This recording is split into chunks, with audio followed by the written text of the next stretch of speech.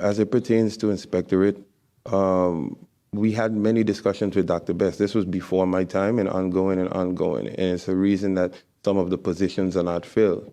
A lot of them some of them are budgetary issues, in which we are trying to look into. And some positions are, what's the correct word for workers that are out on sick leave?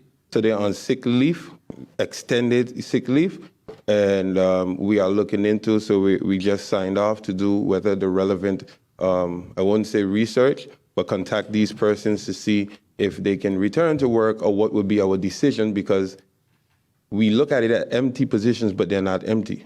The persons are out.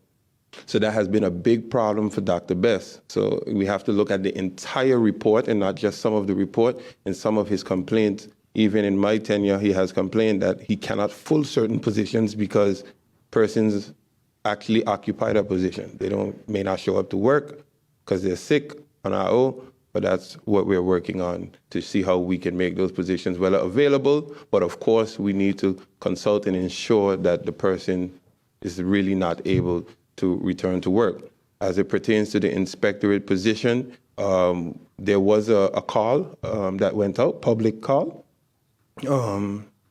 Many persons didn't apply, especially locally. So we redid it to allow the opportunity, and that will be finalized real soon.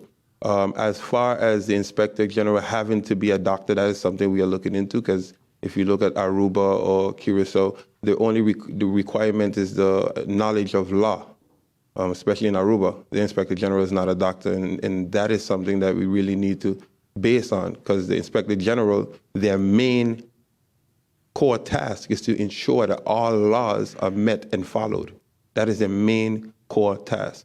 So that is something that we're looking into as well.